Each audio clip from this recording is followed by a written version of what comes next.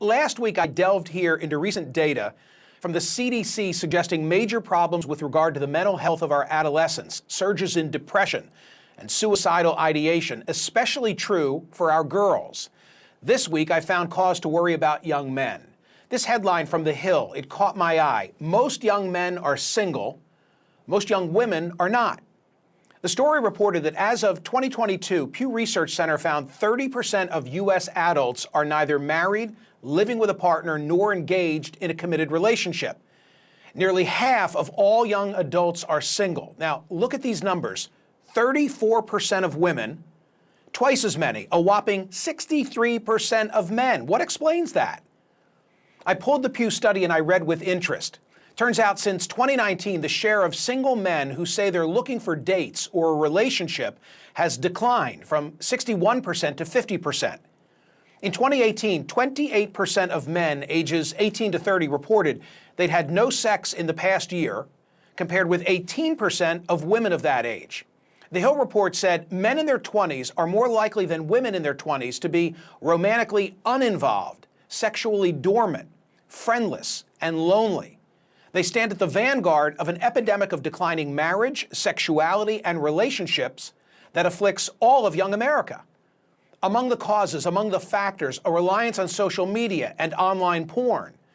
But also, more young women are hooking up with each other or dating and marrying slightly older men, and heterosexual women are getting more choosy. Other troubling statistics about men come from a 2021 study from the Survey Center for American Life. They found the share of men who have 6 or more close friends, which in 1990 was 55%, by 2021 had shrunk by half. Meanwhile, those with literally 0 close friends, which stood at 3% in 1990, has zoomed to 15%. An expert quoted by The Hill said this disconnect can have catastrophic consequences for young men. Quote, in the worst case scenario, the young American man's social disconnect can have tragic consequences. Young men commit suicide at 4 times the rate of young women.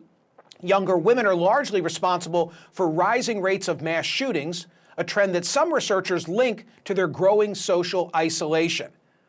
Well, those words reminded me of a conversation that I had over a year ago right here on CNN with NYU professor Scott Galloway.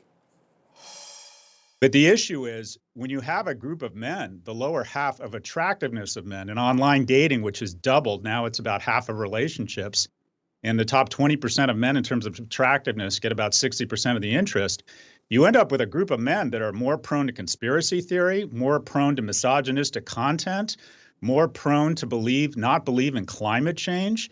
So this is the American story. If it's written with a pen whose ink is failing young men, does not end well. This is an existential crisis, failing young men. As always, Professor Galloway was prescient. Back with me now is Scott Galloway. He's a professor of marketing at NYU Stern School of Business. He's a serial entrepreneur. He's the host of the Professor G podcast and author of multiple best-selling books, most recently, Adrift, America in 100 Charts. Scott, thanks for returning. Hasn't the advantage always been to those with the looks and or the money? What's changed? First off, Mike, I just want to say thank you for raising this issue a year ago when a lot of media companies were afraid to talk about this for fear of it being pro-men was somehow being anti-women. Look, this is returning to the natural order of things.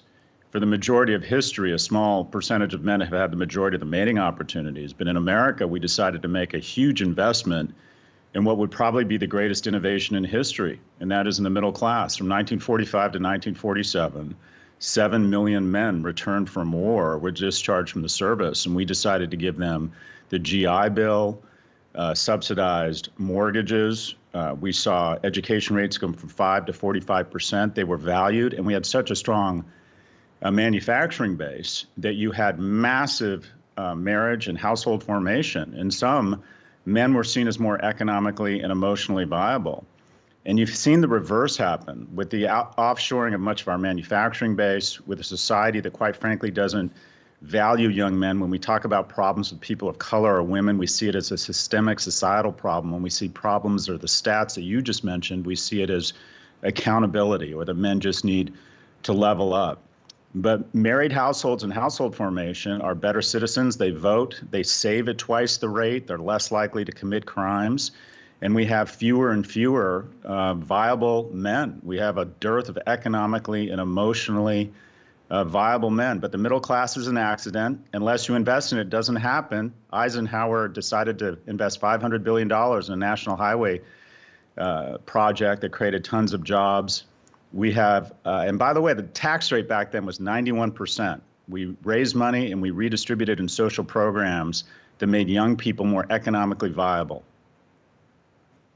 And then, Scott, you toss in the influence of social media and how relationships today, they don't come from, in our era, happenstance and mingling, right? They come from swiping, and that further accelerates this issue. Am I right?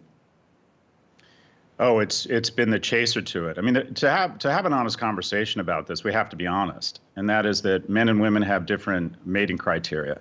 One quarter of men saying economic viability is a key criteria in a mate. 3/4 of women say that is important. And when you're on a two-dimensional format, where now it's 1 and 2 relationships begin online, it used to be 1 and 4 just a few years ago, it gets distilled down to a small number of criteria. Specifically for men, it's does she look attractive? And specifically for men, is he able to signal his ability to garner resources in the future? An average attractive male on Tinder gets swiped less than 1% of the time. And there's 3 men on Tinder for every 1 woman. So you've distilled it, you've taken out one of the key components of mating dynamics, and that is vibe, humor, body language, pheromones, the ability to be, quite frankly, a little bit persistent in the pursuit of a romantic relationship. We have no third places anymore, no places to meet. People aren't going to bars, they aren't sports league, they aren't going to church, they aren't even going to work. So it gets distilled down to very 1 or 2 dimensional attributes. And the reality is women are much choosier than men, and they can apply those screens, and they allocate all of their attention to a small number of men that results in just essentially at the end of the day, a lack of opportunities. Chris Williams summarized it perfectly. He called it the high heels effect. In the last 40 years, more women have graduated from college than men, and they're not interested in mating with non-college grads. They now own more homes, single women, than single men. So what you have is women say they won't date anyone shorter than them, 50% of them. Effectively, what you have metaphorically over the last 40 years is women have been getting taller and taller, and men have been getting shorter and shorter. How many of us have said, I know a ton of great single women, they can't find a date? That's not true. They can't find a date. They can't find a man they find economically or emotionally viable. If we don't make a massive investment in young people and make more economically and emotionally viable men, we're going to see a lack of household formation. We're going to see a decline in the middle class. And we're going to see, quite frankly, just a lot of young men who are terrible citizens. So is the answer to fix this economically, and who will champion this conversation? You felt obliged to compliment me at the outset because we had engaged on this a year ago, and here I am revisiting it. And I read into that the fact that you think that it's politically incorrect even to have this dialogue. When you're seen as advocating for men because of the 300,000-year head start we've had, it seems somehow as anti-female. There's a lot of very unfortunate misogyny online that is masquerading as being pro-men. A lot of TikTok celebrities who talk about advocating for men, it's just thinly veiled misogyny. What do we need? We need more freshman seats in colleges. We need a massive investment in vocational training. We need to figure out a way to get more permitting for housing so young people can afford housing. We need to recognize our economic policies literally allocate wealth from young people to old people. The percentage of wealth that young people control under the age of 40 has been cut from 12% to 6%. These are concerted, deliberate decisions. We did away with the child tax credit. We don't want to make it any easier for people to have kids, but seniors just got their largest cost of living adjustment increase in history. We have made the decision to make it harder and more expensive for people to find each other, for people to mate, and for people to have children. And without children, we turn into Japan and Italy, and that is we go into population decline and our economy goes into decline.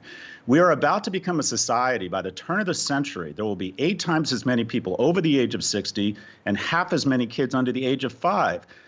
Nursery schools will become these strange situations with old people staring through fences at these creatures they don't see in the wild called children. Is this the world we want? Do we want a lack of kids? Do we want a lack of ability to create households? The happiest, most prosperous, most purposeful people in America are middle-class families. And we have made a concerted decision to punch it in the gut and make it harder for that type of family formation. And we're going to lose prosperity and we're going to lose purpose.